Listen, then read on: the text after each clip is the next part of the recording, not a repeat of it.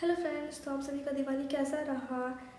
दिवाली एक ऐसा फेस्टिवल है जिसकी तैयारियां काफ़ी दिनों पहले से हो जाती हैं और इसका असर 1-2 दिन बाद तक होता है, क्योंकि जो कुछ भी बिखर जाता है फिर उसे समेटना भी तो होता है।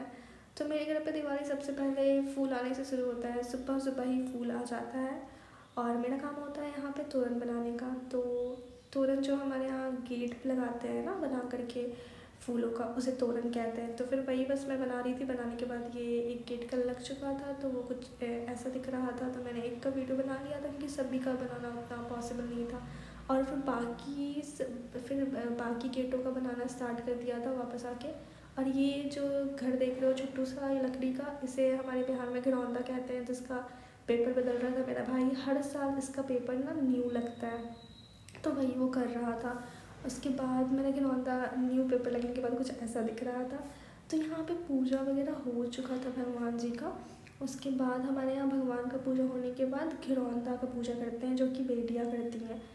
तो यहाँ पे मतलब कोई भी नहीं कर सकता है, मम्मी पापा कोई भाई नहीं। यहाँ इस घिरौंदे का जो पूजा होता है ना वो घर की बेटियाँ ही करती हैं, क्योंकि घर बेटियों को ऐसा लक्ष्मी का रूप माना गया है। तो ये पर्पज़ है कि बेटियाँ करती हैं। तो इसमें क्या होता है ना घिरौंदे का पूजा में कि इसमें जैसे कि आप थोड़ा डेकोरेट वगैरह कर लो। फिर यहाँ पे छोटे छोटे 5 मिट्टी के बर्तन होते हैं, जो कि वो भी न्यू होते हैं, नए होते हैं। उसमें 5 अलग अलग अन्न भरे जाते हैं इस घिरौंदे में। जैसे कि वो भी जो अन्न होते हैं ना वो हमारे बिहार का ट्रेडिशनल होता है, जैसे कि लावा, फरी, आप लोग के यहाँ उसको शायद मुरमुर कहते हैं। फिर मीठी वाली बूंदिया होती है, जो बूंदी होती है ना वो हमारे यहाँ मीठी वाली को बूंदिया कहते हैं वो। और मतलब इस तरीके से 5 अन्न भरे जाते हैं। और जिस तरीके से हम घिरौंदे में अन्न भर रहे हैं कहा जाता है, उसी तरीके से हमारे घर में भी हमेशा अन्न भरा रहे। जिस तरीके से घर को घिरौंदे को डेकोरेट किया, वैसे मेरा घर हमेशा सजा रहे, खुशियों से भरा रहे। जैसे घिरौंदे में दीप जला करके उजाला लाए, वैसे ही मेरे घर में हमेशा उजाला रहे। तो मेन पर्पस घिरौंदे भरने का ये रीज़न है। तो यहाँ पे मैंने घिरौंदा का जो भी नियम ये सब था वो हो चुका था।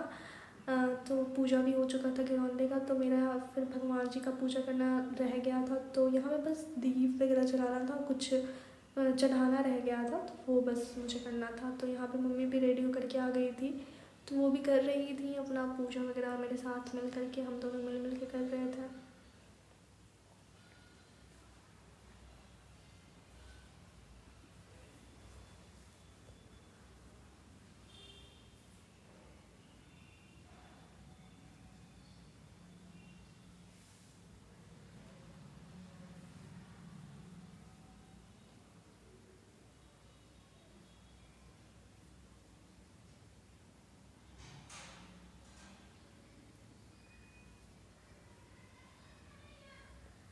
तो यहाँ मम्मी का भी पूजा हो गया था। तो हमारे यहाँ सबसे पहले भगवान का पूजा, घिरौंदे का पूजा, उसके बाद दीप वगैरह जला करके घरों में फिर सजाते हैं। तो मेरा दीप का थाली कुछ ऐसा दिख रहा था, ये भी बहुत प्यारा लग रहा था। वीडियो में उतना नहीं आ पाया जितना ये लग रहा था। तो उसके बाद फिर मेरा काम था कि दीप जला करके ऐसा घरों में लगाना था। तो छत पे जा चुके थे हम, वहाँ पे अपना दीप वगैरह जला रहे थे। और पटाखे भी बहुत छूट रहे थे, पटाखे पटाखे छोड़ना स्टार्ट हो चुका था। तो आप समझ सकते हो कितने सारे पटाखे फूट रहे हैं।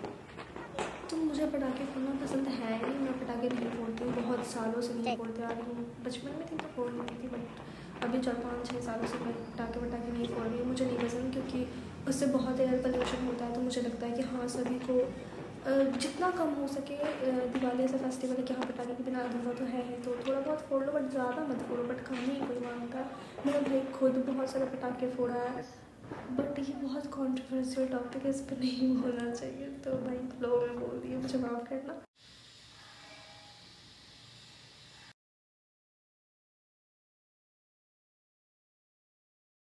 जैसे घर का एक वीडियो ले लिया, बहुत प्यारा लग रहा था। लाइट वाइट लगा करके तो प्यारा लगता ही है, तो काफ़ी प्यारा लग रहा था। तो इस तरीके से मेरा दिवाली रहा बिना पटाखों का। मेरे पास एक भी वीडियो फ़ोटोज़ नहीं है, क्योंकि मैंने पटाखे छोड़े ही नहीं। तो मेरा दिवाली कुछ इस तरीके से रहा। अगर आपको पसंद आया तो लाइक करना। और मेरे ये हमारे गली का फ़ोटो है जो मुझे बहुत पसंद आया, तो मैंने इसे भी लगा दिया। और पसंद आया तो सब्सक्राइब भी